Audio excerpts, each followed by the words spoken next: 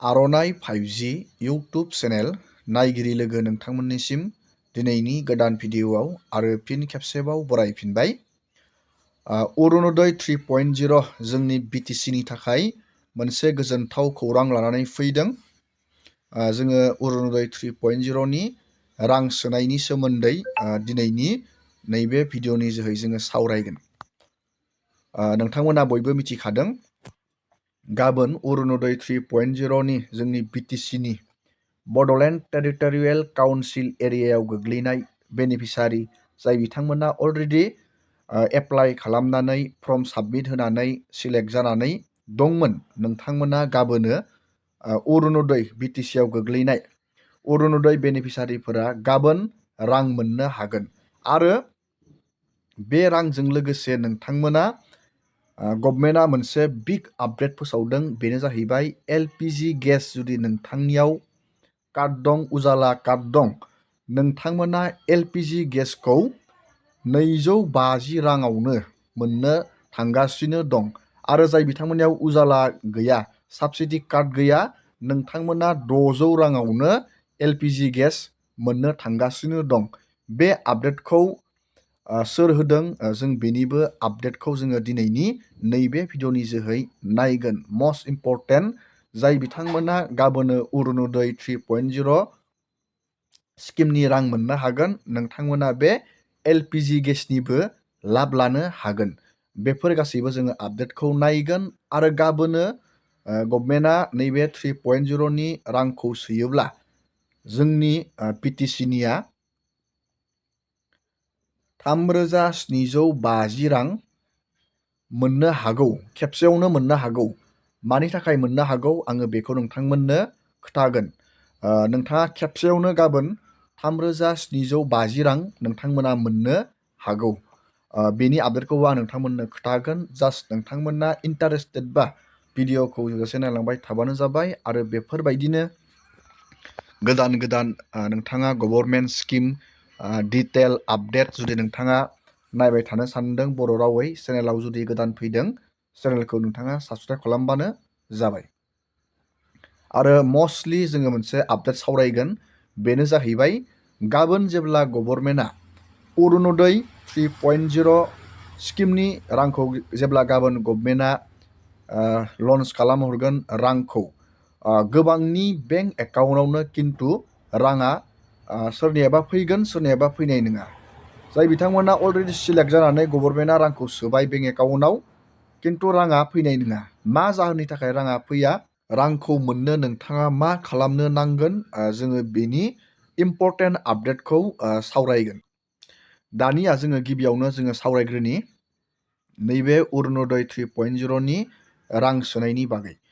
रांखौ गाबोन सोगोन, नाथाय आं दहाय नोंथांमोननो बुंदोंमोन नोंथांमोना खेबसेयावनो गाबोन अरुणोदयखौ 3750 रां मोननो हागौ।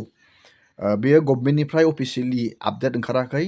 आं नोंथांमोननो जास्ट आपडेट होदों। मानो होनोब्ला नोंथांमोना मिथिखायो अरुणोदय 3.0 BTC नि आउटआव बेलेग समस्तिफोराव अल आसाम 7 अक्ट'बर खालिनो लन्च खालामनानै 7 अक्ट'बरनिफ्रायनो गोबां अरुणोदयनि बेनिफिसारिफोरा रां मोनबोगासिनो दं।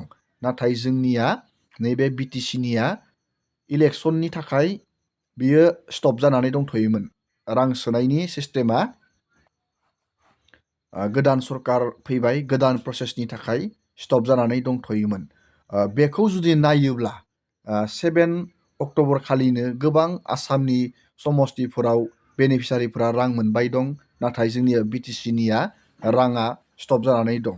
अक्ट'बर, नभेम्बर, नैबे डिसेम्बर मास मोनथामनि प्लास नोंथांमोना 1250 रां नोंथांमोना एड खालामोब्ला, जुदि गाबोनो गभर्नमेन्टआ खेबसेनो होयोब्ला नोंथांमोना नैबे 3750 रांखौ मोननोबो हागौ। जास्ट बेखौ आं नोंथांमोननो ओरैनो आन्दाजाव खोन्थाहरदों। बेबायदि होनोबो हागौ। नोंथांमोना गाबोन 3750 रां मोननोबो हागौ। जुदि बेखौ नायोब्ला बेयो अफिसियेलि आपडेट नङा, जास्ट आं नोंथांमोननो अनुमानै खोन्थाहरदों। दानिया नोंथांमोना नैबेयाव नोंथाङा नुनो मोनदों अनलि मास मोनसेयाव नोंथांमोना 1250 रां मोननो हागोन। मास मोनफ्रोमबो नोंथांमोना अरुणोदय 3.0 निफ्राय नैबे 1250 रांखौ मोननो हागोन। नैबे डाइरेक्ट बेनिफिट ट्रेन्सफार सिस्टेम बेखौ आं नोंथांमोननो दा भिडिअनि जोबनायथिं खोन्थाहरबाय दं। नैबे प्रब्लेमनि थाखायनो गोबां सिलेक्ट जानाय बेनिफिसारिफोरा रां मोननाय नङा गाबोन रां सोबाथाय। दानिया आं नोंथांमोननो मोनसे आपडेट खोन्थाहरबावनि, बेनो जाहैबाय आरो गभर्नमेन्टआ मोनसे बिग एनाउन्समेन्ट खालामबावदों, बेनो जाहैबाय LPG गेस। जुदि नोंथांनि आखायाव LPG गेसनि साबसिडि उजाला कार्ड दं, नोंथाङा एबारनिफ्राय LPG गेस बायोब्ला 250 राङावनो LPG गेस मोनगोन। आरो जाय बिथांमोननियाव साबसिडि कार्ड गैया, नोंथांमोनाबो 600 राङावनो LPG गेसखौ मोननो थांगासिनो दं। बे आपडेटखौबो गभर्नमेन्टआ एनाउन्समेन्ट खालामनानै होदों। प्रत्येक अरुणोदय बेनिफिसारिफोरा बेनि लाबखौ मोननो थांगासिनो दं। आं दा बेनि भिडिअनि क्लिपखौ नोंथांमोननो होना होगोन। नोंथाङा बोरैहाय मोनगोन, सोरबायदिया मोनगोन। दानिया रोखा जाबाय। आरो जों दा मोनसे बिग आपडेटखौ जोङो सावरायबावगोन, बेनो जाहैबाय गाबोनो जेब्ला गभर्नमेन्टआ अरुणोदय 3.0 नि रांखौ सोगोन, नोंथांमोना रांखौ मोननो थाखाय मा खामानिखौ गभर्नमेन्टआ मावनानै लानो थिनदोंमोन, नोंथाङा रांखौ मोनगोन ना मोना, बेनि सायाव जोङो नायनि। नैबेयाव लिरनानै होखादों गाबोनो जेब्ला नैबे 1250 रांखौ जेब्ला गाबोन गभर्नमेन्टआ सोहरगोन, नैबेयाव रां सोनायनि सिस्टेमखौ लिरनानै होदों डाइरेक्ट बेनिफिट ट्रेन्सफार, बेखौ DBT सिस्टेम बुङो। गोबाङानो नैबे DBTखौ बानायो, आदारजों बेंकजों लिंक बानायो, नाथाय KYC होयिनि, बेंकआव KYC होयिनि जाहोनाव नैबे नोंथांनि DBTआ इनएक्टिभ जानानै थायो। बेखायनो गभर्नमेन्टआ सिगां नैबे अरुणोदय रां सोथैयावनो मोनसे आपडेटजों फोसावहरदोंमोन। बेंकआव KYC होनानै नोंथाङा बे रां हाबिनि प्रब्लेमखौ सल्भ खालामनानै ला होननानै। मानो होनोब्ला बेंकआव KYC होयिनि जाहोनाव नोंथाङा आदारजों बेंकजों लिंक नैबे DBTखौ बानायदोंब्लाबो बियो इनएक्टिभ जानानै थायो। बेखायनो नोंथांमोना थाबैनो चेक खालामबानो जाबाय। मबाइल फननि जोहैबो हायो नोंथांनि DBTआ एक्टिभ दंना गैया। आङो सिगांनि भिडिअफोरावबो देखायदों, नोंथांमोना भिडिअआव थांनानै नायजागोन।